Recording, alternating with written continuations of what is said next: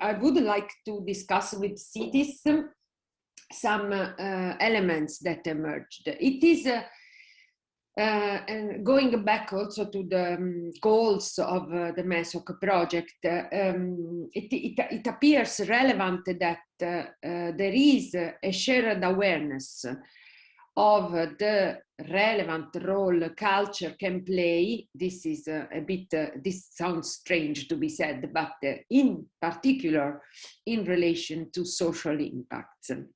And measuring and having evidence of this impact becomes more and more relevant, also to increase the value that we assign to culture. This, in my view, is the most important,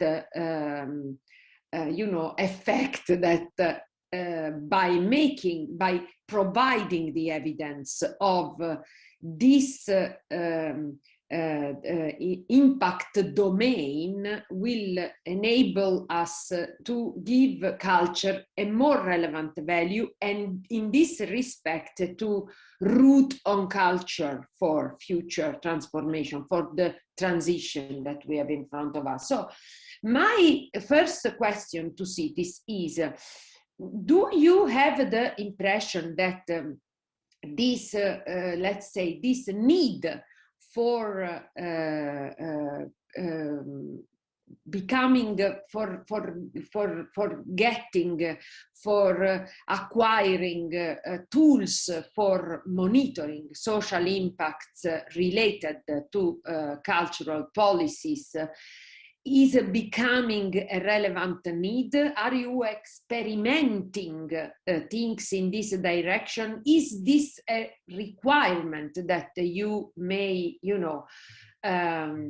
give to scientists, to models and methodologies developers in this respect? Because this is something that, this is the aim of our project, but at the same time is relevant that we don't produce something that is considered just relevant for scientists somehow, but it could become a real working tool for cities. So is this becoming how to say, something to work on, a crucial exploration side for cities to become able to measure social impacts produced by cultural policies?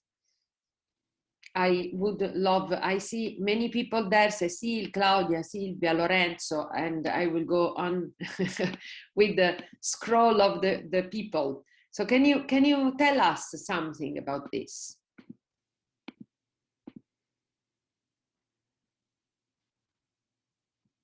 Cecile, come on. Start your microphone. I was already obsessing you during the focus group, so it's really difficult to take the floor. Yeah, we discussed. Can you come closer to the microphone, yeah, please? Yeah, we insist about a connection between social and culture in this transition issue without keep the youth in the center of those goals.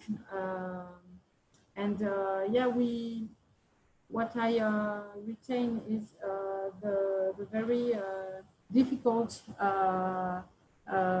issue in the participation of inhabitants in those kind of projects. It's a distance running for me in a way. So it's a very long-term strategy, and we need a lot of time to develop those kind of movements of transitions. And finally, probably the big issue at the end is to create well-being for everyone, and probably better being in societies, in local societies. So someone else who wants to tell us about this? this issue of monitoring, measuring the impacts. Why this could be relevant? Ici le Molino. Ici le Molino. Eric. Yes, I'm here. To be honest, we are not used to have this kind of reflection about the cultural policy. Maybe because for us, the culture is always more expensive than other domains in the city.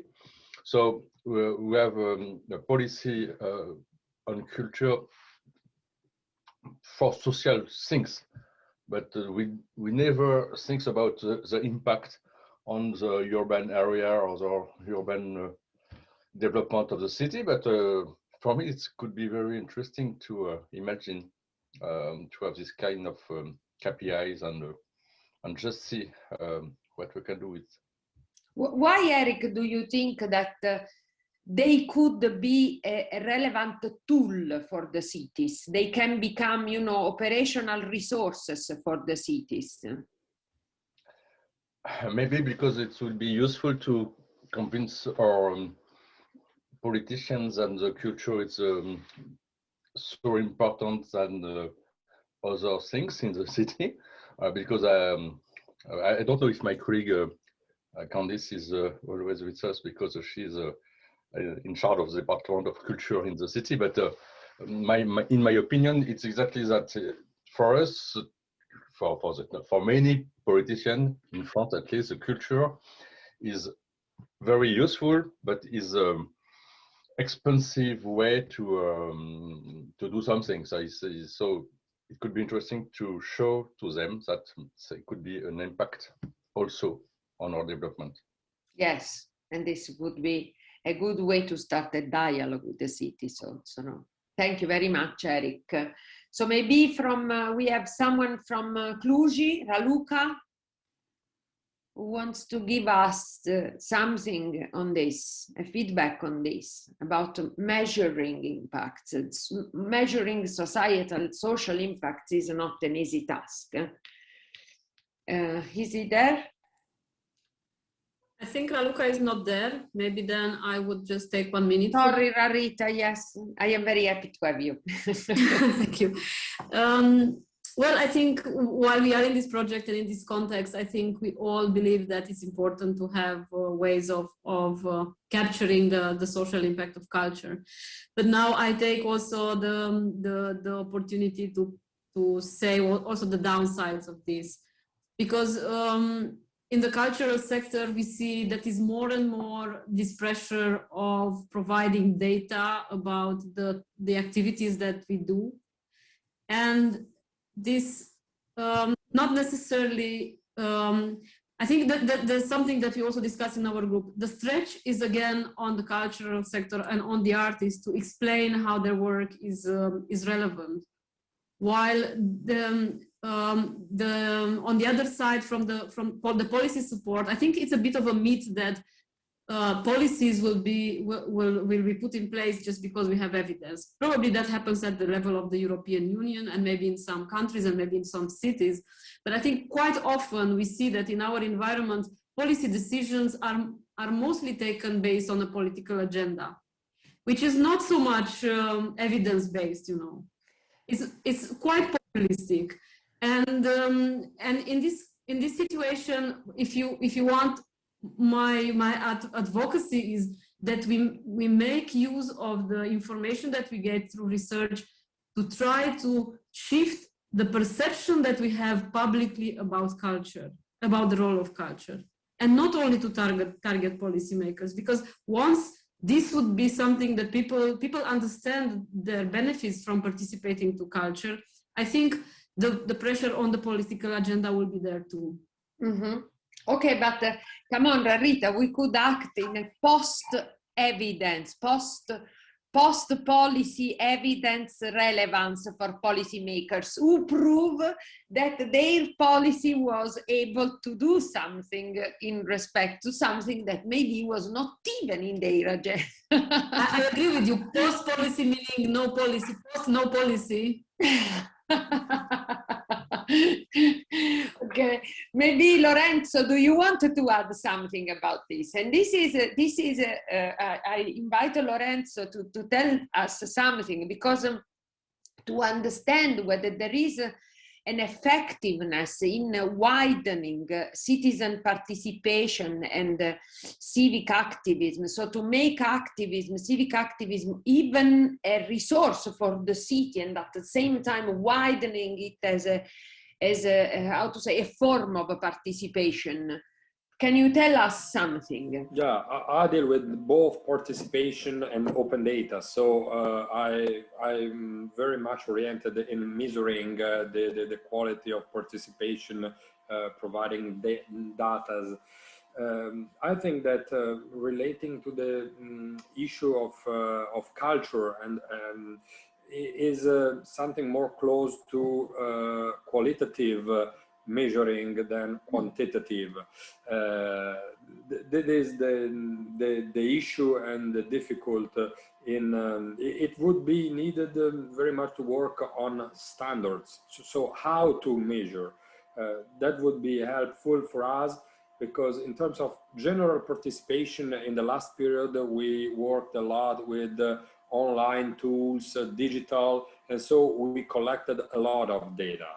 But when we talk about social impact, it is something different than just collecting the data. You need to go ask, having survey, having a real dialogue. And our municipality, as the public administration, I think in general, at least in Italy, doesn't have enough competences in this issue. So it's very important to have somebody supporting us in doing this kind. There is the interest in having this approach, but we really need to have standards and to have support in doing this kind of job that we can do on a quantitative dimension, while in a qualitative dimension like culture is mostly, I think, it is important having some projects like this one. Thank you, Lorenzo. Ingrid Ikanovic, sorry for pronouncing in such a bad manner your name, if you are still there. She just left the office. Oh, okay, Sonia, then it's your turn.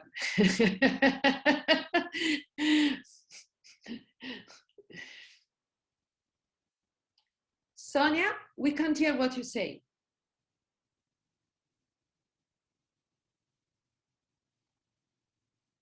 Or maybe it's okay. just... Ah, there you go. There you go. I think, yes. So sorry, can you repeat the question, because I've been... Yes, I was asking whether cities are, how to say, becoming more and more aware that a measurement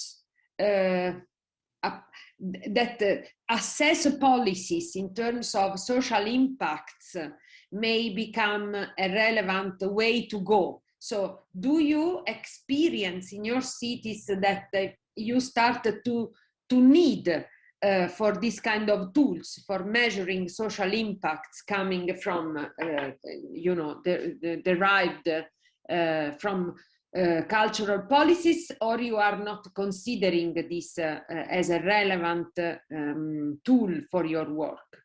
I think I know now why I needed to hear the question again. It's because I'm not working in that line of work. So to me, this is the first time I'm thinking about it. So I don't know. I actually don't know the answer. I think this is something that I would need to then write up, because it's interesting, but I don't know what to say. I don't know. Yes, probably we do need it, but how and when, in which course, I don't know.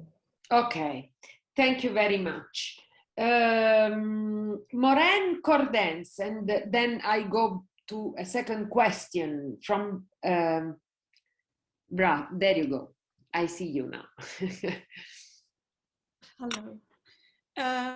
So I think measurement is also important to have to combine different projects together, because if we all have like Lorenzo, I think said, if we have standards and we have like support systems, we can combine more projects outside of our own organization or our own city with each other, and like have a collective strength of changing the perception of what culture can do.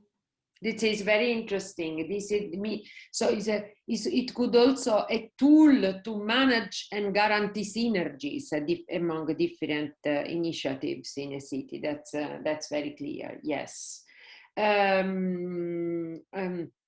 Maybe I can go to the second question, and this is related to, let's say, to always obviously in the domain of the impacts. My request to you would be, do cities produce cultural policies looking at the roles that, let's say, both culture can play in relation to the current urgent needs for change in the manner we live and in the way we deal with our cities, and at the same time, when you develop a cultural policy, and obviously your context is the urban environment, so to what extent you consider the city as a place where the cultural policy should, interact with a very complex environment in order to be the best possible generator of the impact. So to what extent you look or try to to assign the policies this transformative role in your context is a bit more difficult question. I know that it looks like you are the scientist and this is not a question for us, but in the focus group I was following, this was very clear. The ideas that so what Giada presented you, the blooming of a new professionals figure and the expansion of the possible social function that artists may play, for example. So this response from the public administration to create a sort of professional, collectors to match these new figures with the needs coming from the society gives us the idea of this. So the capacity of the city to how to say, to create policies which are also responsive to the transformation that the city is experiencing.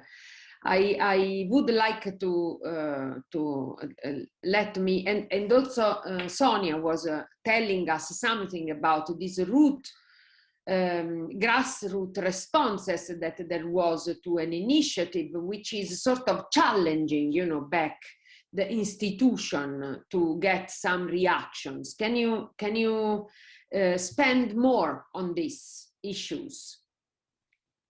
Yes.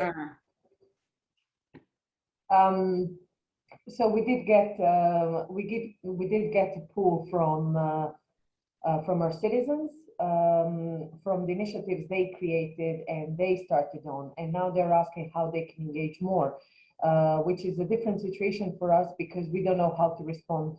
We are not allowed to employ them. We are not really in a position to legally suggest how to formalize their relationship with us and with other companies that are working on as a civil societies, NGOs and other groupings.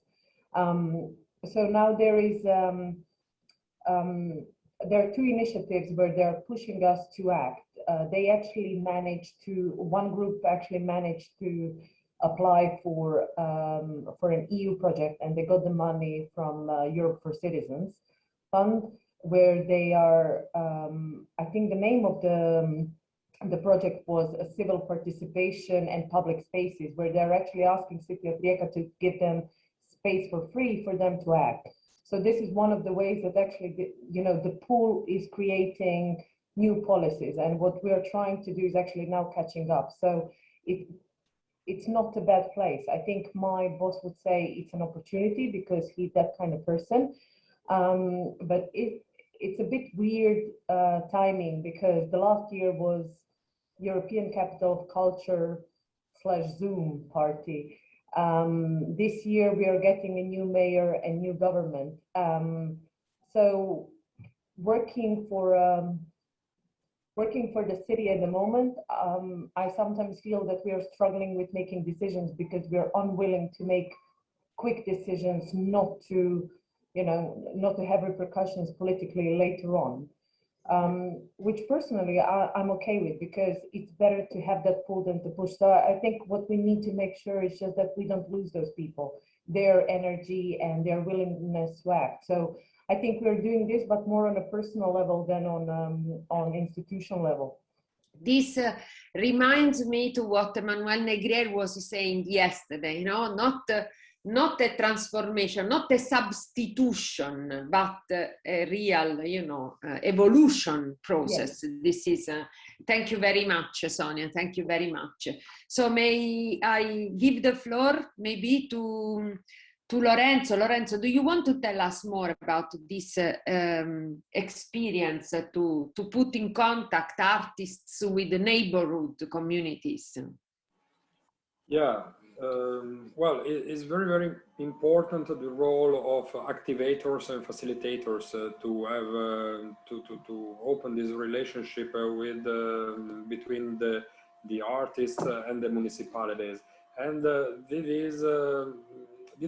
this works better with a peer-to-peer approach, where so we are working to identify association or subjects on the ground in the neighborhoods to activate others at a peer-to-peer level to work with and try to create a map covering all the city and all the different districts to help the municipalities in having this relationship, because it is very difficult for the kind of people working inside our organization to do this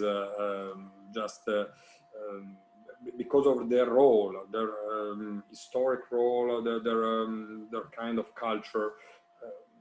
That's why we acted on two floors. On one side, opening this program of cooperation pacts, we call that shared management of common goods, and art culture is a common good. And on the other hand, identifying facilitators working on the ground to make this shared management something real.